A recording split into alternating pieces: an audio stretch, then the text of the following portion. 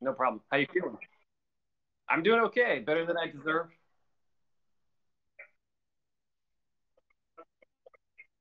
True.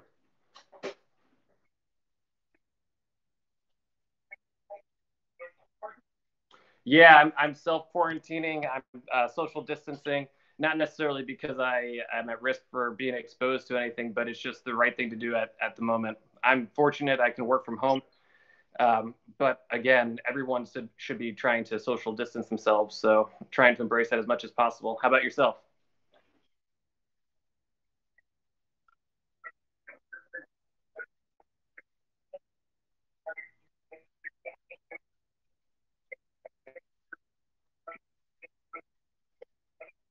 For sure.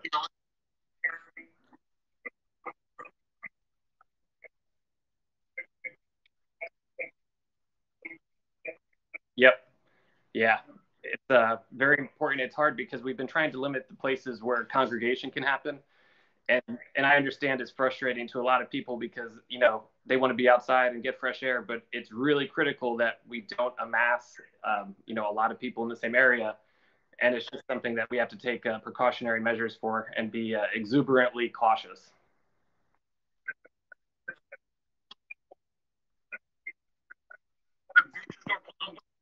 Yeah, I saw that earlier. I think they are closed down as of now. I think it may have been closed as of this morning or last night, but yeah.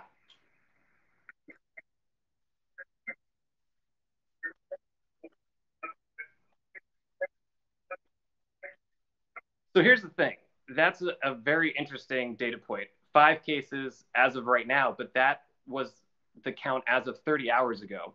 So right now the data is lagging, and we get updates at 11 a.m. and 6 p.m. and we haven't actually gotten those updates for the last 3 periods. So that number is gonna jump for sure.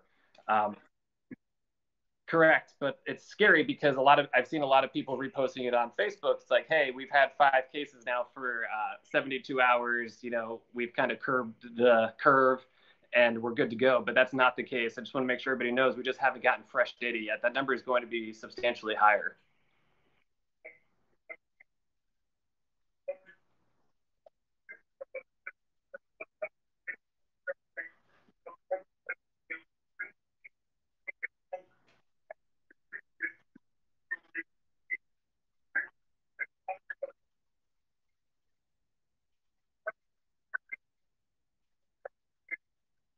For sure. So that's a great question. And right now, because of the testing situation, it's an interesting answer that I'm going to give you. Basically, up to this point, what's been going on is you have to be pretty sick to get tested. And that's an unfortunate thing, but it's kind of the reality that we live in. And now that testing is starting to become more available, we'll see, people who just have slight symptoms and not necessarily a 103-degree fever for multiple days being able to get tested. Areas in Jacksonville almost have very, very lax restrictions on who can get tested. But still, at our facilities locally, you still have to meet certain criteria to be able to be tested. But our mayor has issued legislation that we should all be staying home, and I completely support that. The rest of our council supports that. Everyone, all of the leadership is very much behind that. And I do see people, like you're saying, not taking it as seriously as they should. And I just want to implore to you that if you see individuals who are part of the high risk demographic, that, you know, and they're out and about, I've been telling my neighbors that I'm willing to go get groceries for them. Like, it is unnecessary for them to be putting themselves in a risky situation. Um, so, I mean, seriously, we have to band together because we're part of the demographic that most likely would, not be terribly impacted if we were exposed to it. But there's a lot of at-risk individuals in Palm Coast.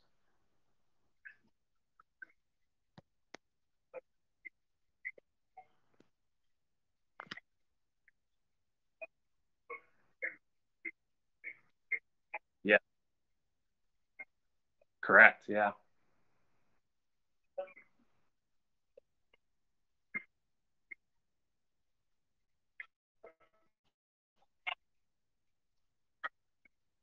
So, in my opinion, what I suspect is going to happen, and this is what the Emergency Operations Center has also foreshadowed is going to happen. Probably by the end of the week, we'll have legislation in place at the state level that we are on a mandatory, shelter in home, shelter in place type restrictions. It'll no longer be just city based as it is right now. It'll probably be more statewide. Florida is, I don't want to say an epicenter, but we are experiencing a flare of cases. And a lot of it is because we don't even have the ability to test right now. It's only going to get worse.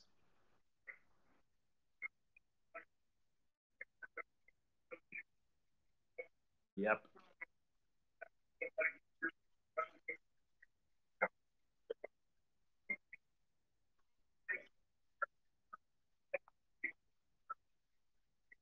Yeah.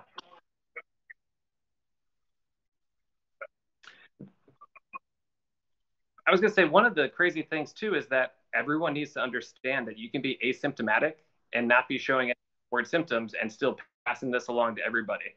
So I've got a few Facebook posts that people say, I'm fine, I'm not sick. And it's like, you don't know that. It's-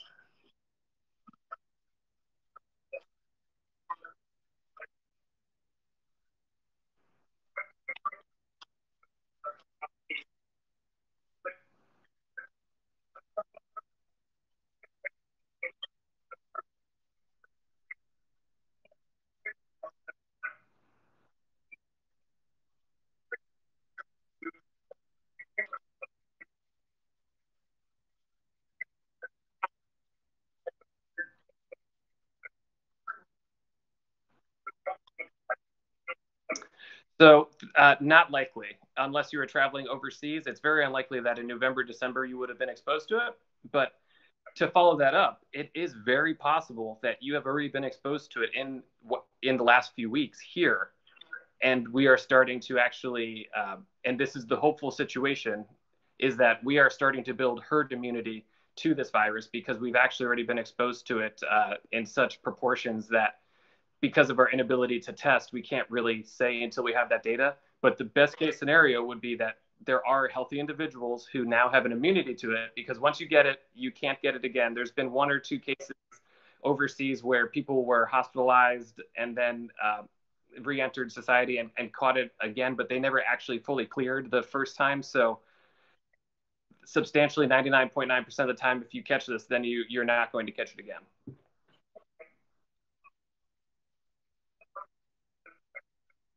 So first, I think that this is like a once in a lifetime stimulus package that the Congress is, pushing that the Senate has actually agreed upon. I'm not so vigilant on that. It took a few days. This is a, I mean, above $1 trillion stimulus package. You only get one opportunity to get this right.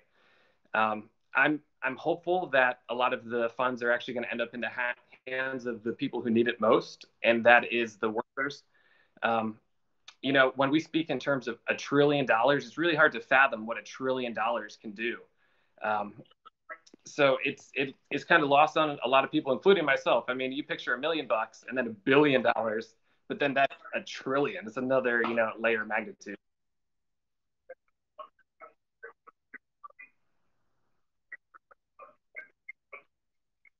Yeah. Oh yeah, I saw that. Yeah. Yeah.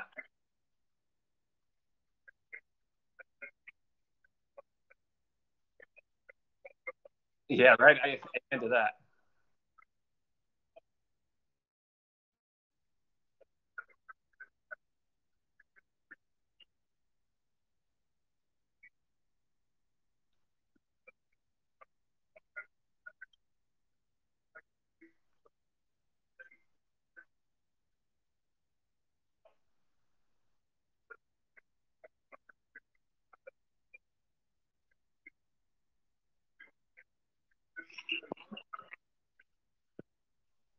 Yeah.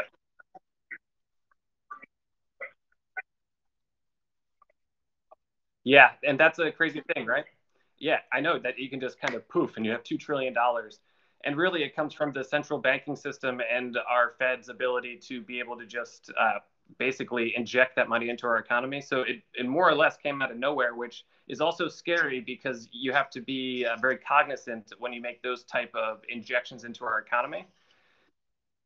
But hopefully, they know what they're doing. I mean, they have been basically now they've pulled a lot of levers to try to get our economy back on track. And I think what we are most susceptible to at this point is being overeager on trying to get back to work and not taking this serious enough. Because if we have to go into a 6 to 8 month, shutdown because we're not able to curb the curve, then this $2 trillion stimulus package isn't necessarily going to get us past that hurdle. We need to get through this as quickly as possible. And what it means is taking it very,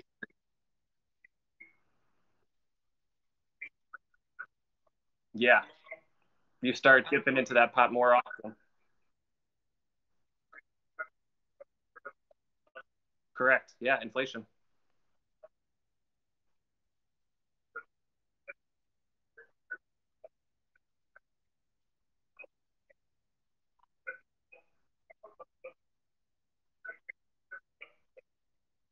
Yeah, sure. Yep, the way I understand it, it actually has to do with overall income for the year on your tax return, basically. So anybody who makes like $99,000 or less is eligible for a payment. Perfect.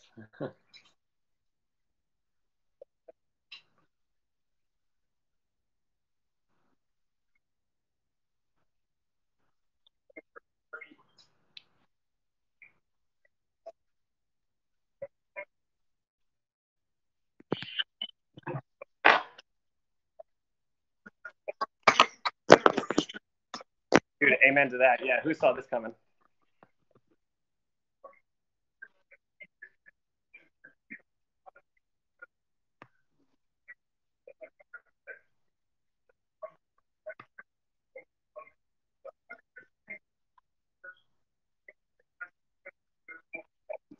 So overall, at the current moment, I think we understand the seriousness of it.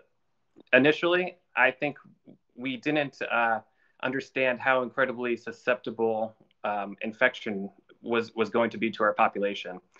And honestly, we could have been a little bit ahead of the curve with testing. And that's really where South Korea and China were hyper vigilant with their testing, and to the point where it's not really like the American lifestyle with what South Korea was doing. And just a quick note: South Korea, if you tested positive for COVID, what they would do is they would actually use all the tracking data on your cell phone to track where you've been, and then go make sure that anyone you came in contact with was also quarantined to shut you down. So we might feel a little odd about that, like intruding into our personal lives, being American. But that's kind of why they were able to get such a curtail on this.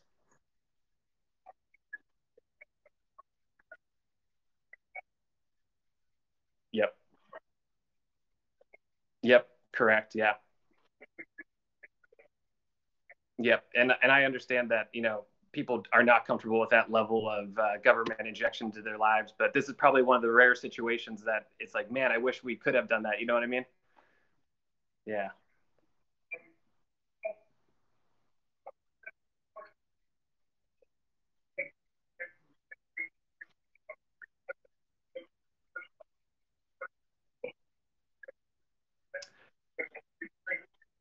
Yep, digitally. That's right now.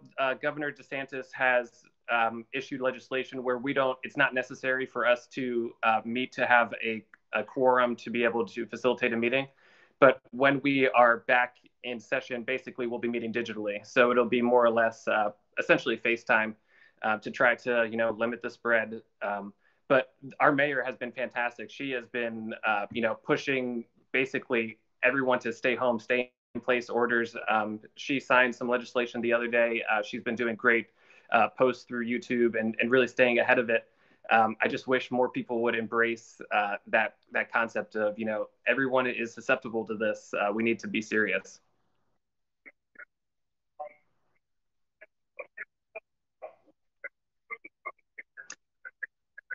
Right, I'm with you.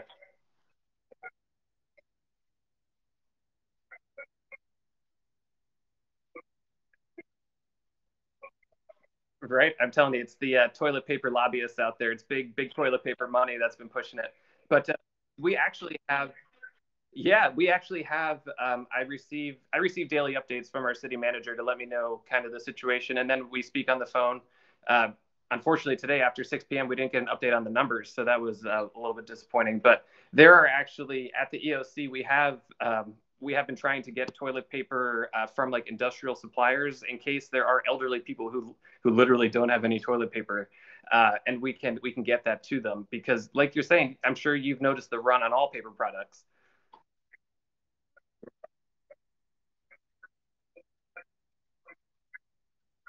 You're rich.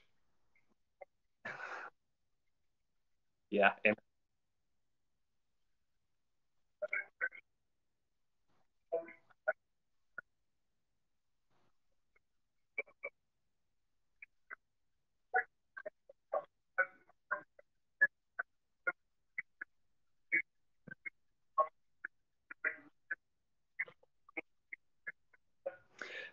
So in the main, we have all been very much hyper vigilant, and I'm thankful for that. Everyone kind of understands the seriousness of the situation. We have a tremendous asset in our health department at the county level, which is actually run by the state. Bob Snyder has been fantastic, and he's a brilliant guy, and all his staff, and they work very hard to be able to convey the the current situation to every individual at the county and city level. I would say that we've been in unison. The real problem has been the lack of our ability to test. Um, so everyone across the board wishes that we had more testing kits and that we could be more proactive, but it is what it is.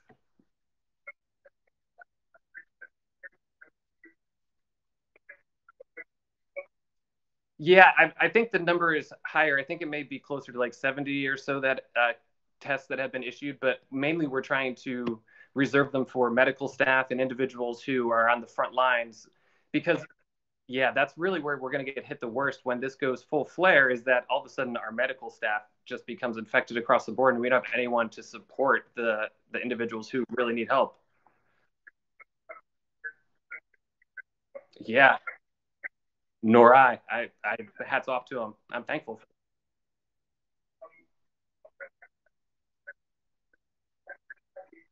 Mm-hmm.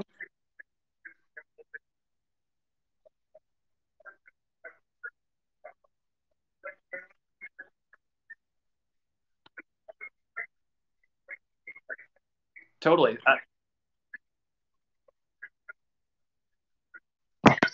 Yeah, for sure.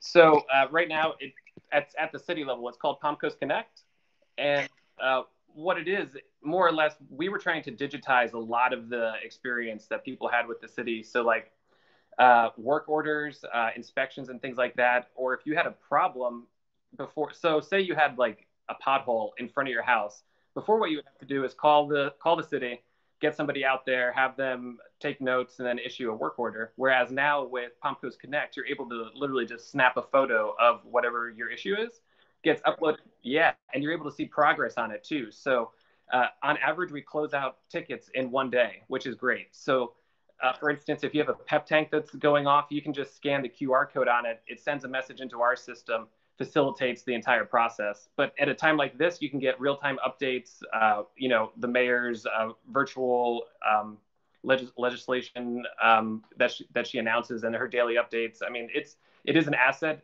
and I wouldn't have suspected that we would have needed it in a time like this. But I don't think anyone saw it coming.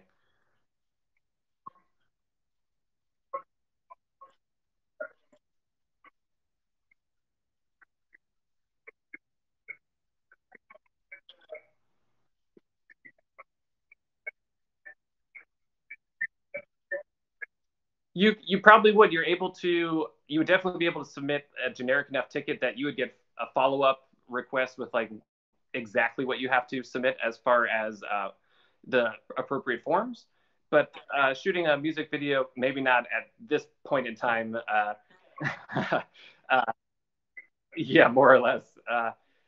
But yeah, you would be able to submit that type of request through Palm Coast Connect, and you would get real time feedback within a day, which is pretty remarkable because cities don't generally move at that pace.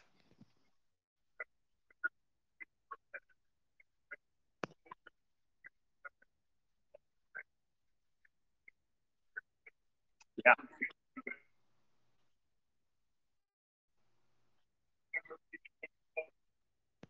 Oh, I'm sorry, you broke up a little bit there. Did you say would it work for Flagler Beach and Hammock also? So it only works because it's our local municipality. It's really only applicable to Palm Coast. Yep. Those other cities, you still kind of have to go the old school way of requesting it directly through the city. So we're on the forefront of technology, right? Amen.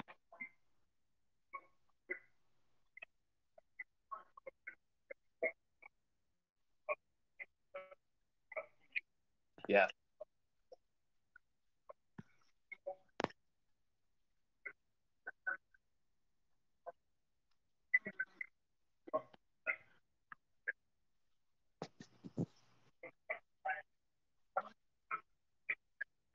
Yep. He's on the council or commission. Yep. Yep. Yep. I believe she's the mayor. She was definitely the chair of that meeting. I'm 99% sure she's the mayor. I don't want to say it absolutely, but yeah, she's the.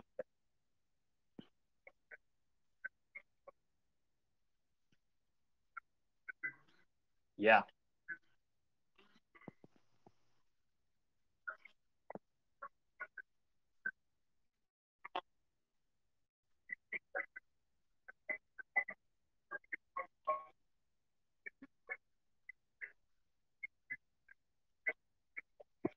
Yep, and that's kind of a cop out by the mayor at that meeting where she was going back to procedural issues where she didn't really want to hear what he was saying. But at a higher level, they run their own electrical utility, and it's one of the worst run electrical utilities in the state. They have the highest rates, they have the highest turn off rate, they have some of the highest turn back on fees that you're charged if you go over your bill.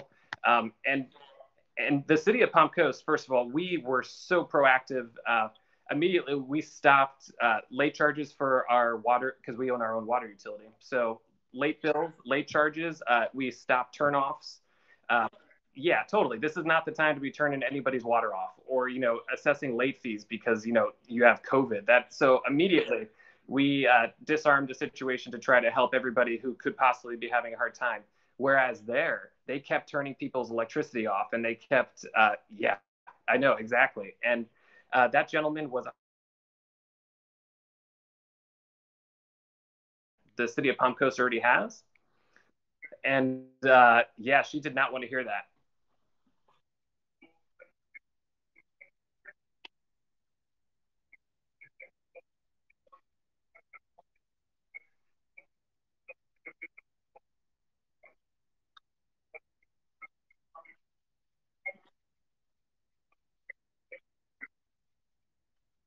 Yep, there's so as far as city workers who we're working on, like non-essential staff should be working from home if applicable, but if not, we're working on something called the Families First Act, and this we're working at the state level.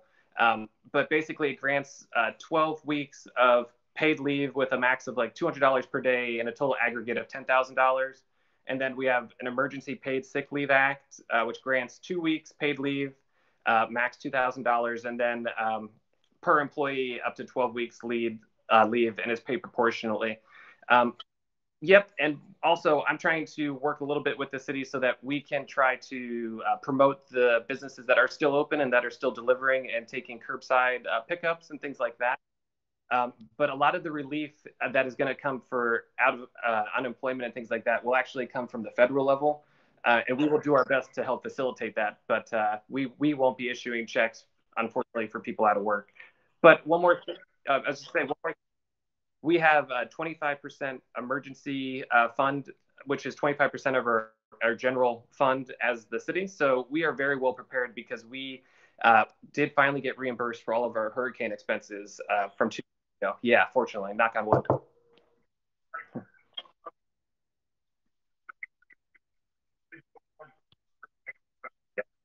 Right? I know. Think about that.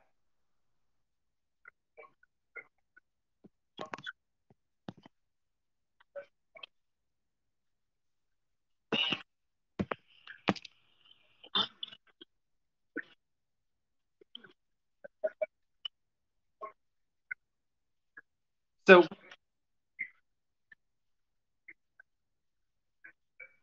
Yep. So I know that the tax deadline has been pushed back 3 months, which is helpful.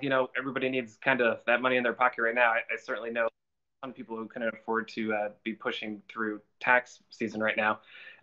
But a lot of that will come down from the federal government and through the state level. And what we can do is advocate from our stance through an organization called the League of Cities, which represents the municipalities of Florida.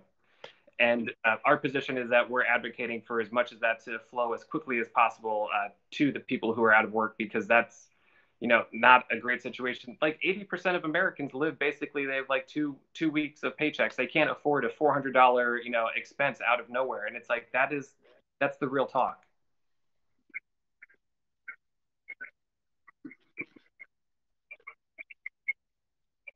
Yep. Thanks.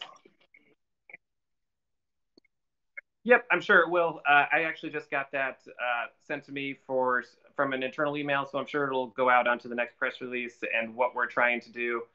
Um, I get the overview each day, and more or less it's those type of figures, and also that the Surgeon General is asking now all people 65 and older to stay in place. So it's serious business, but yeah, that will show up on Palm Coast Connect.